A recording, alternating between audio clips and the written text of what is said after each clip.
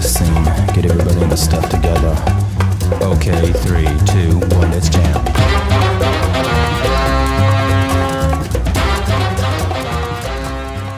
Ce qu'on va faire maintenant, ça s'appelle 4, 8, enfin 8 pour tout petit 8, polarisation des ondes électromagnétiques.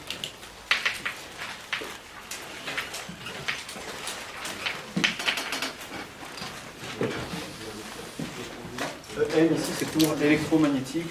Quand je vais avoir à écrire ça, je ne vais pas m'embêter à chaque fois. On a vu dans les cours précédents que les équations de Maxwell prédisent l'existence d'ondes électromagnétiques, c'est-à-dire un champ électrique qui varie dans l'espace et dans le temps, accompagné d'un champ magnétique qui lui aussi varie dans l'espace et dans le temps, et les deux variations sont couplées. On a vu en particulier que pour une onde plane monochromatique,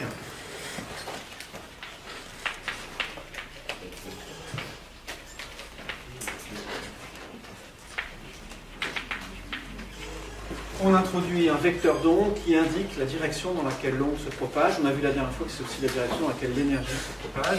Et on a vu que le champ électrique est perpendiculaire à K. C'était un truc qu'on avait vu à la fin. C'est bon, vous êtes avec moi là? Ouais? T'es avec moi aussi? Ouais?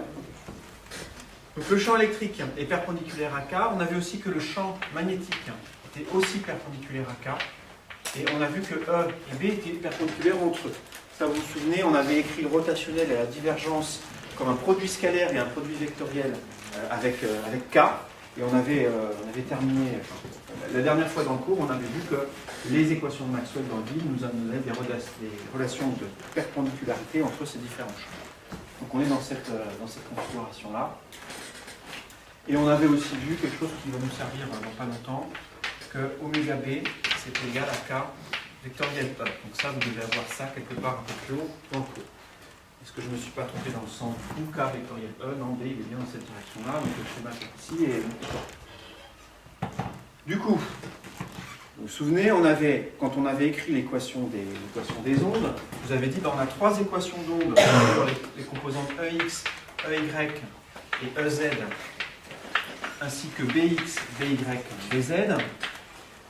Donc, il y a trois équations d'ondes qui ont la même forme, qui portent sur chacune des composantes qui est ici. Donc on a l'impression qu'il y a 6 grandeurs qui décrivent l'onde électromagnétique, les 3 pour E et les 3 pour B.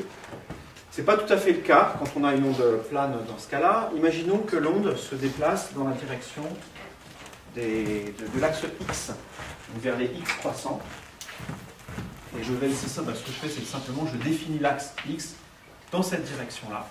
Vous voyez que si je fais ça, comme E et B sont perpendiculaires à K, ils n'ont pas de composantes suivant X. Ils ont des composantes que suivant Y et suivant Z. Donc ça veut dire que là-dedans, déjà, quand on est dans cette situation-là, cette composante-là est nulle et celle-là aussi. Et donc le champ électrique et le champ magnétique s'écrivent simplement de la manière suivante. E, c'est un vecteur qui s'écrit 0, EY, EZ. Et B s'écrit 0, BY et BZ. À cause de la relation qui est ici, en fait, il y a aussi une relation entre les B et les E. C'est-à-dire qu'on va voir qu'une fois qu'on connaît EY et EZ, on connaît aussi ces deux-là. C'est ce que vous allez faire là, vous, maintenant, pour 2 minutes.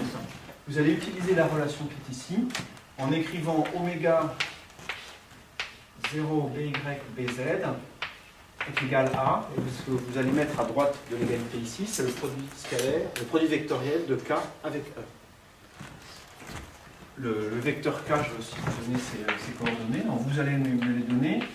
Si j'appelle K sans flèche la norme du vecteur K, quelle est la composante de K suivant X ici? K. Alors c'est Kx, mais du coup, comme les autres ici vont faire 0, ça c'est aussi la norme, c'est K. Donc faites le produit scalaire de K avec E, écrivez ce que ça vaut ici, les trois composantes, et ça va nous dire ce que vaut BY en fonction de E, et puis ce que vaut BZ aussi. Allez-y. Bon, bah effectivement, hein, c'est ça que vous savez faire. Hein. On fait ça vectoriel, je vais peut-être écrire ici E pour qu'on est dans le bon sens. Donc la composante ici suivant x du produit vectoriel, c'est ça fois ça moins ça fois ça, ça fait 0. Très bien, 0 égale 0, on est super content.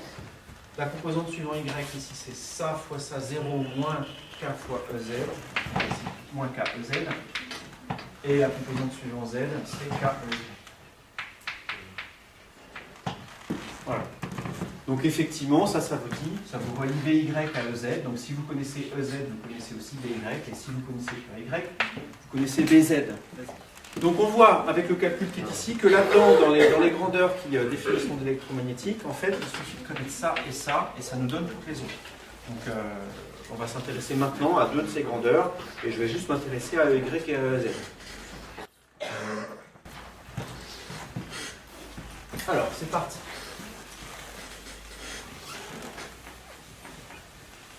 Pour une onde monochromatique, l'expression de Ez en fonction de la position dans l'espace et du temps est donnée par une expression que vous connaissez. Je vais même prendre une onde plane qui se dirige suivant l'axe des X. Elle se propage sur X, donc sa composante suivant X est nulle. Elle a une composante suivant EY qui est donnée par cette expression-là. Et elle a une expression suivant Z, une composante suivant Z, qui est donnée par l'expression qui est ici. Là-dedans, donc je répète, les cas sont identiques parce que l'onde se dirige dans la direction d'X croissant avec un K donné. Si les K sont égaux, les oméga ici sont égaux. Par contre, attention, les phases ici peuvent être différentes. On a phi ici, on a phi ici. Le jeu qu'on va faire maintenant, parce qu'effectivement il va s'agir d'un jeu, c'est de... On se pose la question suivante. Le vecteur qui a pour coordonnées E, Y, Z, comment est-ce qu'il évolue dans l'espace et dans le temps? Alors on va commencer par comment est-ce qu'il évolue dans le temps. On se place à un endroit donné. J'ai ici la composante Y, ici la composante Z. Et à un instant donné ici, et à un endroit donné, je vais mettre là-dedans la position X et le temps T. Ça va me donner deux grandeurs pour EY et pour EZ. Ça va me donner un point ici. Et donc, une orientation du vecteur E. Ah, ça, c'est pour X et T donné.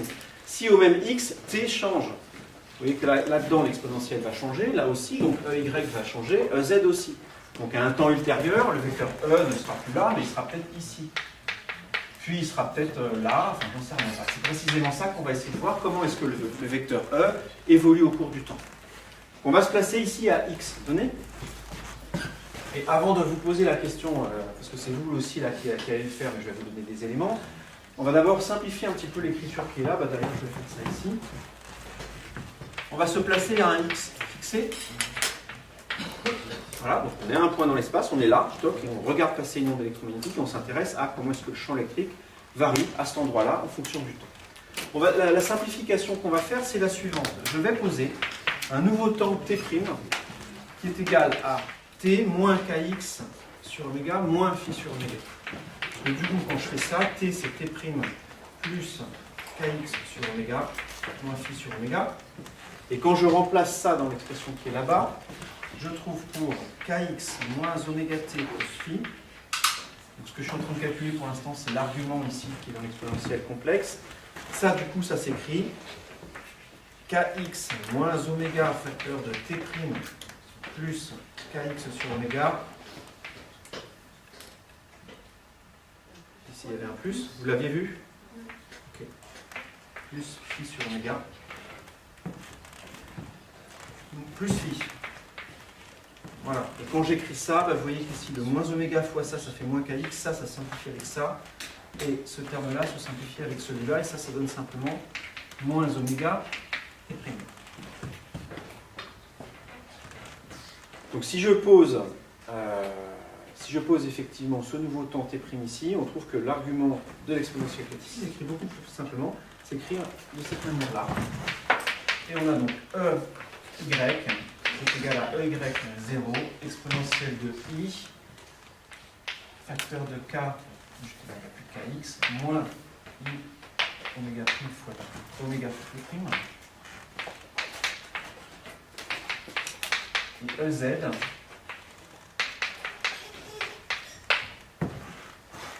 quand on fait la même transformation là-dedans, si je remplace le T qui est ici là-dedans, on s'aperçoit qu'il reste ici un I c'est prime moins phi. Et ça, je vais l'écrire maintenant avec des grandeurs réelles. Là, pour l'instant, j'ai pris la notation complexe. Et avec des réels, ça donne EY0 cosinus de moins oméga T'. Et EZ est égal à EZ0 cosinus de moins oméga T' plus delta phi. C'est la quantité qui est ici. Là, ça, je vais l'appeler delta phi. De cette manière-là, en fait, ça a enlevé un défi ici. On a juste une seule variable qui décrit la phase relative de ces deux grandeurs. En particulier la variation de y, elle est plus simple avec cette variable t' ici. Donc il s'agit vraiment juste de redéfinir le temps, l'origine, le temps, ce qu'on appelle t égale 0, finalement, le temps auquel on lance le chronomètre, qui nous permet de mesurer les temps pendant une expérience. Et dans ce qui va suivre, je ne vais plus noter t'. Ça y est, on a compris. T', c'est le temps quand on démarre le chronomètre de façon judicieuse pour que ça élimine les deux termes qui sont là. Et je vais maintenant les noter t. Le temps à partir de maintenant, ça va être celui-là. Donc je vais enlever le prime. C'est juste ça, c'est vraiment une notation. Hein. T', je peux l'appeler U, Alfred, ce que vous voulez. Ben voilà, je l'appelle T, c'est un temps, ça paraît un petit peu plus normal. Maintenant, la question qu'on se pose, c'est à partir de ça. Vous voyez qu'on a ici un vecteur E dont les composantes évoluent de la manière suivante. Vous avez EY qui varie de manière sinusoïdale. C'est-à-dire, si je traçais en fonction du temps, ça ferait quelque chose comme ça. Autrement dit, la composante ici de ce vecteur-là suivant Y, elle varie comme ça, au cours du temps. La composante suivant Z varie aussi sinusoïdalement, de cette manière-là. Et la question que je vous pose, c'est quelle est la courbe qui est décrite qui est décrite par l'extrémité du vecteur E, si EY varie sinusoïdalement comme ça, et EZ varie sinusoïdalement aussi. Est-ce que vous avez déjà joué au télécran? Est-ce que vous connaissez le jeu télécran? C'est un... Vous ne connaissez peut-être pas le nom, mais peut-être l'objet. C'est un écran sur lequel vous avez deux boutons. Et vous faites tourner un stylo horizontal, vertical, puis à la fin on secoue quand on recommence. Vous voyez ce que c'est ce truc? Ce que je suis en train de vous dire là, c'est exactement à ça qu'on va jouer, enfin, dans notre tête. Sur le bouton qui est de l'axe X, ici c'est celui qu'on a appelé Y, donc l'axe horizontal, je vais faire un mouvement sinusoïdal, en décrivant ça là. Et sur l'axe Z, je vais aussi faire un mouvement sinusoïdal, mais éventuellement déphasé. Déphasé, ça veut dire qu'ils ne sont pas forcément à leur maximum en même temps. Vous pouvez avoir un qui fait ça, et puis l'autre, par exemple, qui fait comme ça. Là, je suis en train de faire un mouvement de 2 points qui sont sinusoïdaux, mais qui sont déphasés. Si vous regardez le maximum de ma main gauche, c'est un moment où ma main droite passe par 0. On fait ça avec le télécran. Quelle est la courbe qui est décrite, comme ça, sur le télécran quand on fait ça? Est-ce que vous avez une idée? Si vous n'en avez pas, ouais, ok. Tu as un nom pour ça? Spirale. Alors, ce que je vous propose, c'est de prendre vos machines graphiques et vous avez une fonction dedans qui permet de tracer des courbes paramétriques, c'est-à-dire x en fonction d'un paramètre, y en fonction d'un paramètre. Donc déjà, trouvez cette fonction sur votre machine et vous allez tracer. Vous allez prendre x est égal à cosinus de t, par exemple, et y égale à cosinus de t plus, et puis le delta phi qui est ici, prenez, j'en sais rien, pi sur 4. Tracez cette courbe-là avec vos machines. Ça dépend de... Vas-y, j'ai pas compris ta question. Quand on trace une courbe, ça dépend que de x. Non, alors vous avez deux modes. Vous avez un mode où vous avez y en fonction de x, et ça s'appelle une courbe paramétrique, où on donne x en fonction de t, y en fonction de t. Alors ce que vous le faites effectivement sur vos machines,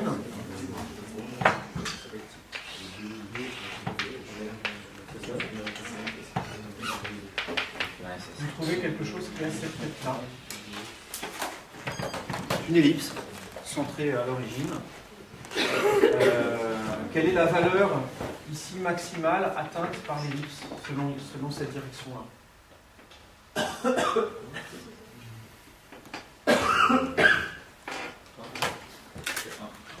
Alors pour vous c'est 1. Si vous regardez maintenant sur les courbes ici où j'ai remis toutes les constantes,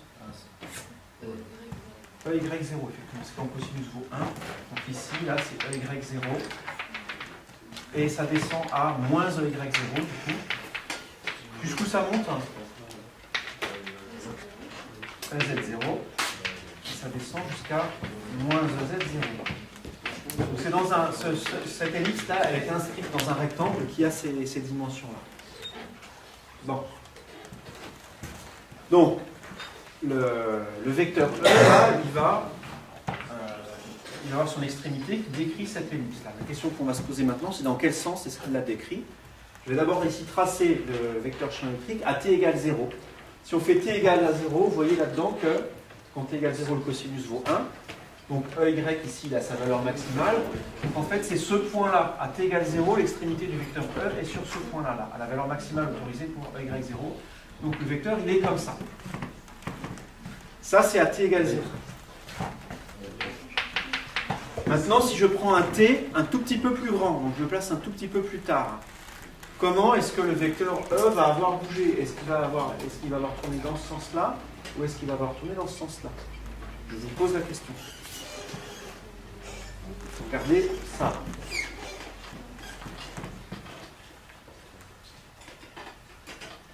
La première équation ici sur Y vous dit que, je vous rappelle, quand on était à t égale 0, on avait le cosinus qui valait 1. T égale 0 là-dedans, ça donne cosinus égale 1, donc on a l'ordonnée qui vaut EY. À un temps un tout petit peu ultérieur, on a ici, on n'a plus 0 là-dedans, on a un petit truc négatif. Le cosinus d'une petite grandeur négative, c'est un petit peu plus petit que 1. D'accord? Vous vous souvenez, le cercle Ribot, il est comme ça. Vous regardez avec des grands yeux, je ne sais pas si c'est parce que c'est évident ou si parce que c'est complètement obscur en fait. À t égale 0 ici, l'argument là vaut 0, donc sur le cercle trigonométrique, le cosinus, on le lit ici. Si je prends un t un tout petit peu ultérieur, le moins oméga t dans le cosinus ici, il va être comme ça. Et donc le cosinus, il est un petit peu plus petit que 1. Vous êtes d'accord avec ça? Il se projette là. Cosinus un petit peu plus petit que 1, c'est-à-dire que EY est un petit peu plus petit que EY0. Bah oui, ça on le savait déjà, il était à sa valeur maximale. Donc là, le point représentatif du vecteur E à un instant ultérieur, il va être un petit peu, son approche un petit peu par là-bas, on le savait déjà. Ça ne nous dit pas ça s'il est un petit peu par là en bas ou un petit peu par là en haut. Non, ça il faut regarder le EZ qui est ici. Le EZ avait quelle valeur à t égale 0? On avait EZ0 fois cosinus de delta phi. Donc on avait ici à t égale 0, pour l'argument du cosinus, on avait quelque chose qui valait delta phi. Voilà, je vais le mettre ici, ça on va dire que c'est delta phi. Donc le cosinus avait une certaine valeur qui nous donnait ici sa position. Si maintenant je me place à un instant ultérieur, vous voyez que le nouvel argument c'est delta phi moins oméga t. Donc c'est quelque chose qui est un petit peu plus petit que delta phi, puisqu'on ajoute un nombre négatif. Donc l'angle est un petit peu plus petit que delta phi, donc il est comme ça. Donc le cosinus, il est comment? Plus petit ou plus grand? Il est augmenté, effectivement, on le lit sur la projection ici, il est un petit peu plus grand. Donc si le cosinus est plus grand, donc ça veut dire que EZ ici est un petit peu plus grand que la valeur qu'il avait avant, donc le point est remonté. Donc à un instant ultérieur, il se retrouve à la position jaune, le vecteur E.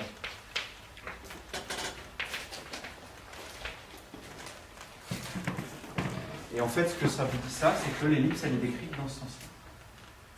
Et donc au cours du temps, vous avez E comme ça, qui prend tout un tas de valeurs.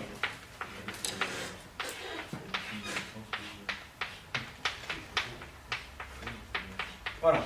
Donc, à une position donnée, au cours du temps, le vecteur champ électrique décrit une ellipse.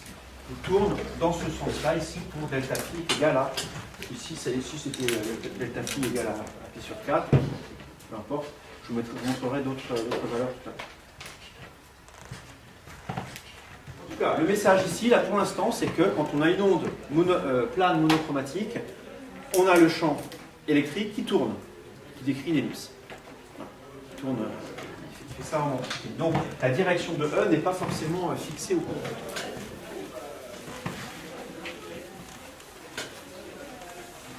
Il y a certaines valeurs de phi, de delta phi, pardon, ici, qui conduisent à des situations un peu particulières, un petit peu plus simples que celle-là. En particulier, si on considère delta phi est égal à 0,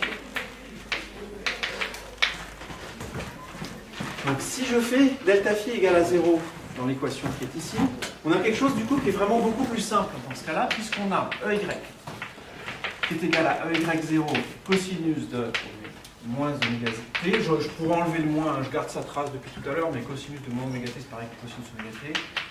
EZ est égal à EZ0, et si le delta phi est égal à 0, ben j'ai le même argument ici, j'ai aussi cosinus de moins oméga t.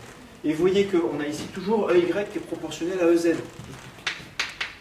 EY, c'est égal à EY0 sur EZ0 fois EZ. Ils sont proportionnels l'un à l'autre. Ça veut dire quoi ça, que les grandeurs sont proportionnelles? Si je représente sur un graphe l'évolution de EZ en fonction de EY, ça fait quoi comme courbe ça? Quelle est la courbe qui représente les points pour lesquels l'ordonnée est proportionnelle à l'abscisse? Une droite. Okay, c'est la définition d'une droite en fait. Donc effectivement, ça va faire quelque chose comme ça. Sachant que là-dedans, EY varie toujours entre moins Y0 et plus Y0. Et EZ entre les mêmes valeurs que tout à l'heure. Donc ça, c'est le même rectangle que tout à l'heure, c'est le même rectangle que celui qui est ici. Simplement pour delta phi est égal à 0, voilà, le champ électrique il varie dans cette direction-là. Et alors là, donc ça veut dire que ça, un E, il est comme ça, puis il est comme ça, puis comme ça, il diminue, puis il passe de l'autre côté, de l'autre côté, de l'autre côté. Mais sa direction est toujours suivant cette diagonale-là. Vas-y. Pourquoi vous dites que Y est proportionnel à Z? Je le vois ici. EY, c'est une certaine fonction de t. EZ, c'est la même fonction de t. Je peux, si tu veux le voir peut-être de manière plus mathématique, entre guillemets, à partir de celle-là, tu peux dire que cosinus de moins oméga t, c'est EZ sur EZ0, et tu mets dans l'équation du dessus. D'accord? Ça, là, cette situation-là, ça s'appelle une polarisation rectiligne ou linéaire.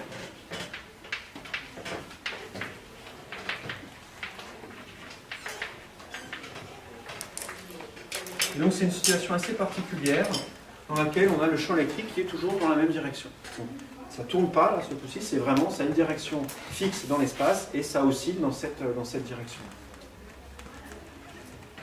Les flèches, elles vont de chaque côté de... Et les flèches, elles vont de chaque côté. Oui, tu vois qu'ici, quand le cosinus est positif, paf, on est de ce côté-là, mais le cosinus peut aussi prendre des valeurs négatives, auquel cas EY prend des valeurs négatives, et puis EZ aussi, et ça vient ici.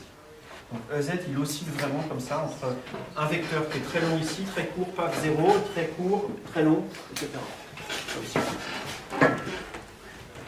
Et une autre situation qui conduit aussi à quelque chose de particulier, c'est celle pour laquelle on a delta phi, qui sera égal à pi. Pour une raison qui est vraiment très similaire, c'est pour ça que je vais juste le faire en changeant les choses en jaune ici. Si j'ajoute pi ici, ça fait quoi cosinus de quelque chose plus pi? Non. Non. Prenez le cercle trigonométrique.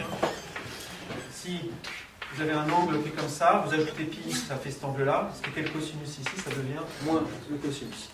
Donc là, ce que ça fait quand on a delta phi égale pi, c'est que ça met un signe moins ici. Et là, je remets ça. Et donc en fait, ça ne change vraiment pas grand-chose, ça met juste un signe ici.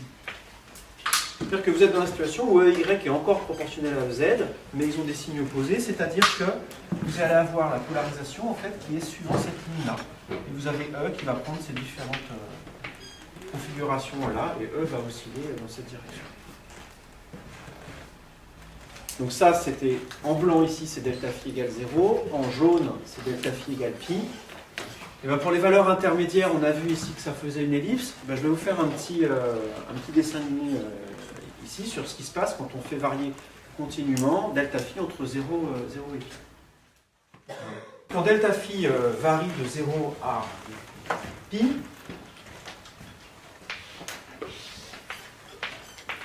on a vu que les courbes sont toujours contenues dans un rectangle ici, qui a pour côté, le rectangle a pour côté ici, voilà maximal EY0 et ici moins EY0.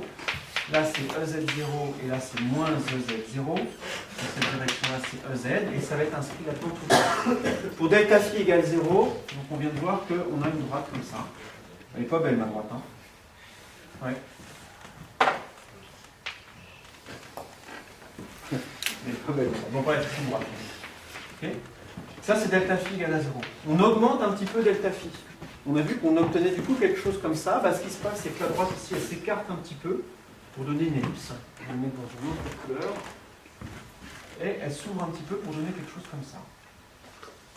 Donc elle touche, hein. Vous allez voir ici. Voilà. Donc ça c'est delta phi un petit peu plus grand. Puis delta phi encore plus grand, ça donne quelque chose comme ça.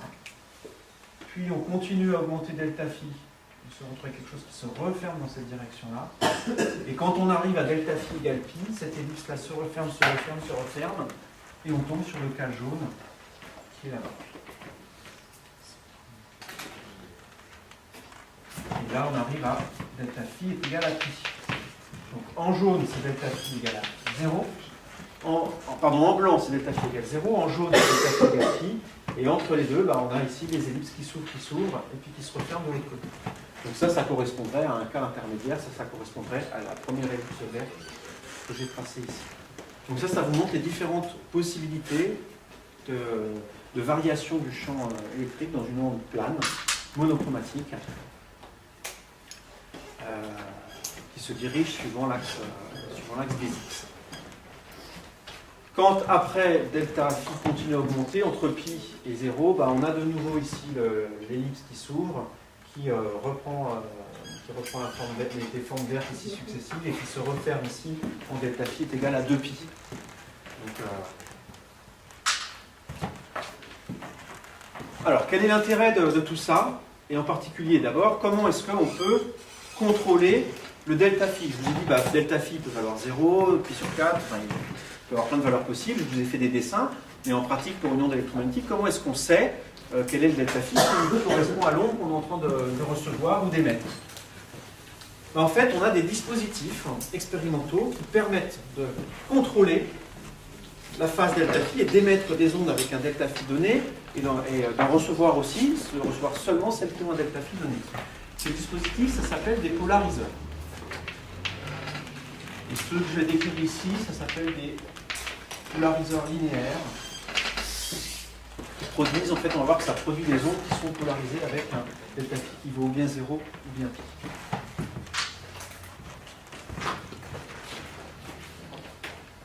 Alors, ce dispositif, c'est ça. On va étudier ce truc-là pendant 2 minutes. Vous allez voir que ça paraît bizarre, mais c'est ça qui va servir à comprendre comment on polarise les ondes. Donc, en gros, c'est une grille de barbecue. Hein, okay. Et ce que je vais vous décrire ici, ça repose sur le raisonnement physique suivant. Donc, écoutez-moi 2 minutes ici. Je ne vais rien noter, je vais juste vous expliquer ce qui se passe. Quand on a une onde, imaginez qu'on ait cette grille de barbecue, là, je vais la dessiner.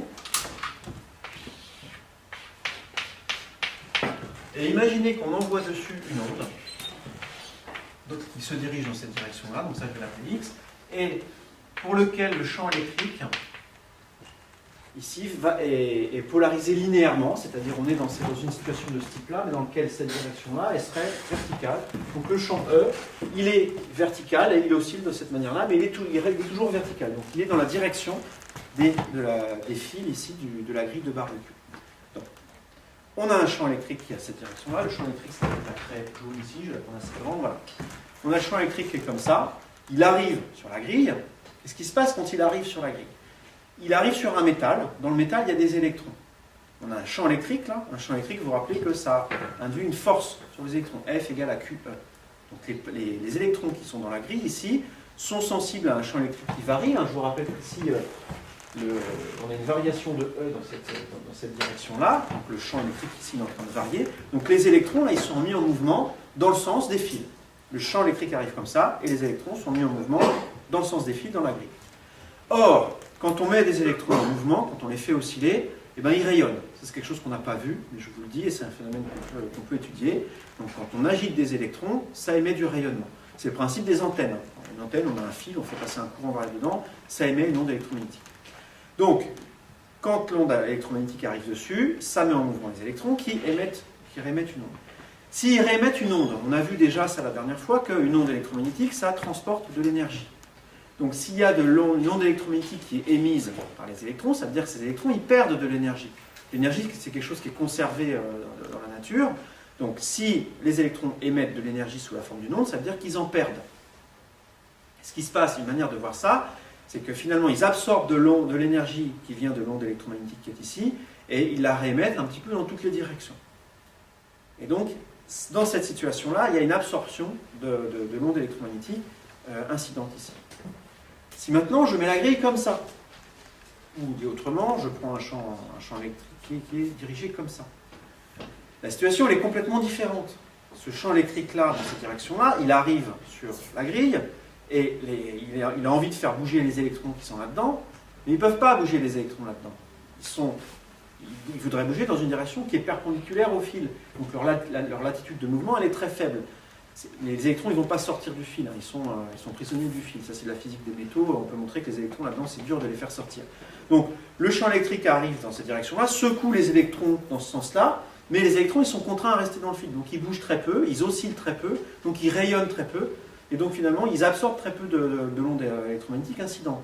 Donc, dans cette situation-là, l'onde, elle passe en fait, elle traverse. Donc, une grille de barbecue dans cette direction-là, ça laisse passer une onde qui est polarisée avec son champ dans ce sens-là, alors que ça éteint une onde qui est polarisée dans ce sens-là. Alors attention, hein, du coup, c'est pas du tout, la situation, c'est pas du tout, tiens, le champ, il va se faufiler entre les fils. Hein. C'est pas du tout ça. Hein. Justement, le champ dans cette direction-là ne passe pas. Celui dans cette direction-là, il passe. Ça s'appelle un polariseur linéaire. Parce que maintenant, imaginez qu'on ait un champ. Donc, le champ qui est ici, je vais l'appeler le champ parallèle. Le champ qui est ici, je vais l'appeler le champ perpendiculaire. Ce que je viens de vous dire là, c'est que la composante ici parallèle ne passe pas. Elle est arrêtée par la grille. Alors que la composante perpendiculaire ici, elle passe. Donc ce que fait la grille qui est ici, c'est que ça laisse passer que cette composante-là. Si au départ, maintenant, j'avais un champ qui a les deux composantes, c'est-à-dire j'avais une craie ici qui était de travers. Maintenant, j'ai une craie qui est comme ça. Le champ électrique est de travers. Ce champ électrique, je peux le décomposer comme un champ perpendiculaire et un champ parallèle. Ça ne laisse passer que la composante perpendiculaire. Et donc, ce que ça va faire ici, c'est que ça va laisser passer cette composante-là uniquement. On envoie cette onde-là. Cette composante-là est éteinte. Celle-là passe effectivement. Donc, ce que fait le dispositif qui est ici, c'est que ça transforme ici le champ électrique E en sa composante perpendiculaire. Je vais vous faire un dessin de face maintenant de ça. Quelqu'un qui regarderait la situation ici de face, il verrait ça. Il verrait ici E perpendiculaire, E parallèle, et le champ total qui est comme ça. Il voit la grille avec ses fils parallèles, et donc ce que je vous dis ici, c'est que c'est que cette composante E perpendiculaire qui passe. Donc lui, il voit ici simplement un champ comme ça. Ce qu'a fait la grille, ici, finalement, c'est que ça a projeté le champ électrique sur cette direction-là. Un polariseur, ça fait exactement ça, ça projette un champ électrique sur une direction privilégiée.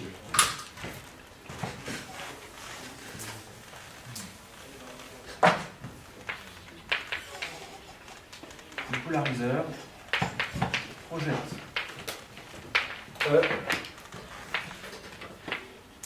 sur une direction privilégiée. Cette direction, ça est donné par le polariseur, la façon dont c'est construit, etc.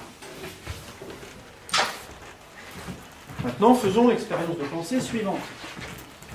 Mesdames et messieurs, ce n'est pas une, mais deux grilles de barbecue que je prends.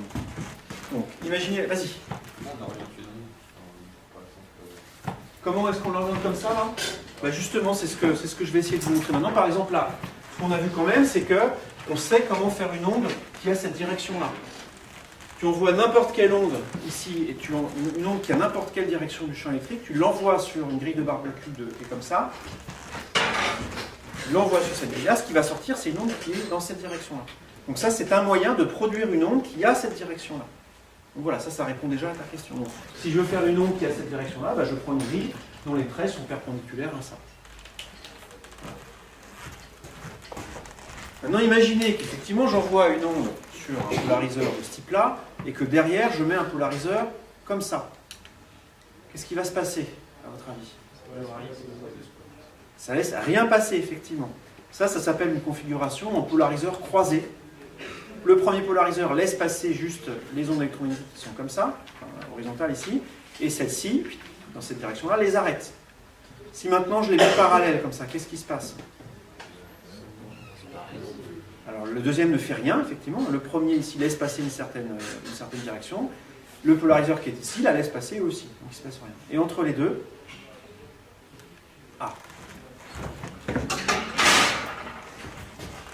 imaginez qu'on est maintenant à la situation suivante, j'ai un polariseur comme ça, et puis un autre polariseur ici, entre lesquels on a une direction, qui fait avec le premier une direction θ. Donc θ ici, c'est la direction que font, c'est l'angle que font les fils qui sont ici par rapport à ceux-là. Lui, là, il laisse passer, donc, après ce polariseur-là, on a une onde qui est dans cette direction-là. Ce polariseur-là, ce qu'il fait, donc c'est que l'onde qui lui arrive dessus, lui, ça va projeter ce vecteur-là sur une direction qui est perpendiculaire au fil. Donc ça va projeter ce vecteur E ici sur cette direction-là. Donc ce que ça va laisser passer, c'est un champ qui va être comme ça. Je vais l'appeler E'. Donc ce polariseur-là transforme cette direction, ce champ électrique-là, en celui-là. Si j'appelle θ, donc la direction, l'angle qui est ici, vous voyez qu'on a E', la norme de E', c'est égal à E fois cos θ. Donc l'intensité, l'amplitude du champ qui est transmis par le deuxième polariseur est donnée par cette voie-là. Vous vous souvenez qu'on avait terminé la dernière fois un petit peu rapidement, mais on avait terminé sur la notion d'énergie électromagnétique, et vous vous rappelez que je vous avais dit que l'énergie électromagnétique était reliée à une quantité qui est E vectoriel B sur mu0. C'était ce qu'on avait appelé le vecteur de Poynting, mais peu importe, c'est une quantité qui est en E vectoriel B, puis avec un facteur numérique qui est ici.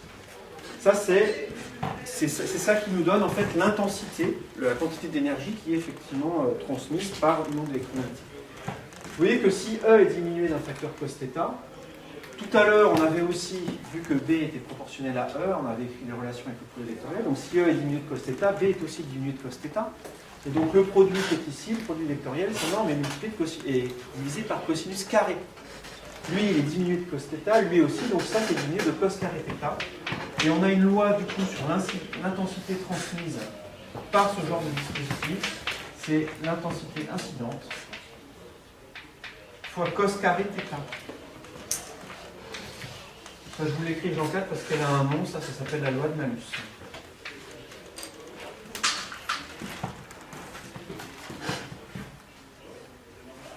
Ça peut être utilisé du coup pour contrôler l'intensité transmise par un dispositif. Si vous avez une onde électromagnétique qui est trop forte et que vous voulez l'atténuer, ben voilà, vous avez un truc réglable en plus. Si je mets les deux polariseurs comme ça, ben ça laisse tout passer. Si je les mets comme ça, ça éteint tout. Et entre les deux, ben vous avez un facteur cos carré θ qui varie continuellement entre 0 et 1. Donc vous pouvez comme ça faire passer l'intensité que vous voulez en réglant, en tournant ce machin-là par rapport au premier. Donc ça fait en fait un dispositif réglable pour contrôler l'intensité de l'onde électromagnétique.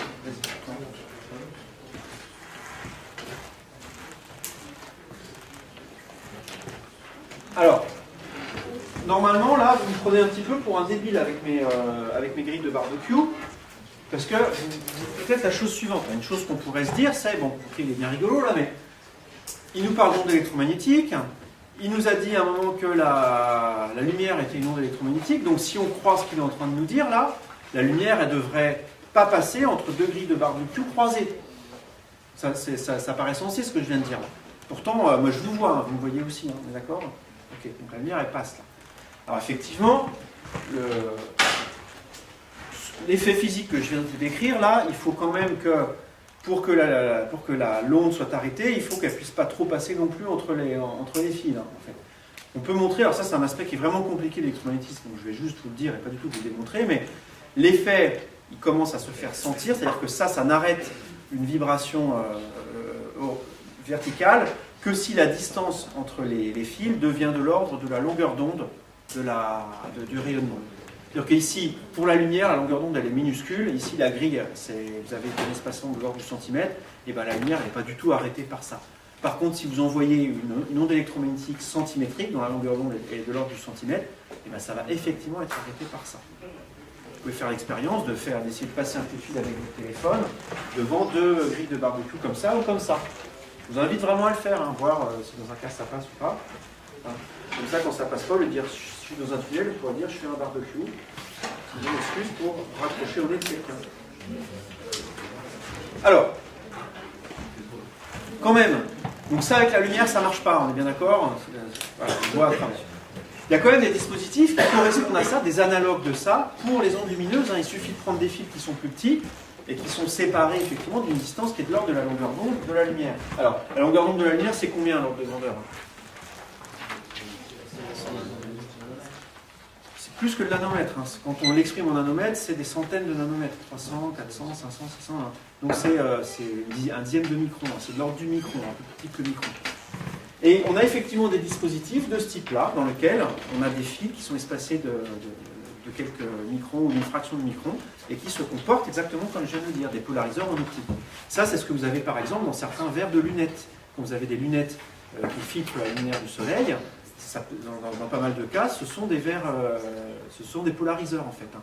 Alors dedans, ce n'est pas des fils, hein, c'est fait de manière un peu plus maligne, c'est des molécules. Vous avez des molécules organiques qui sont longues.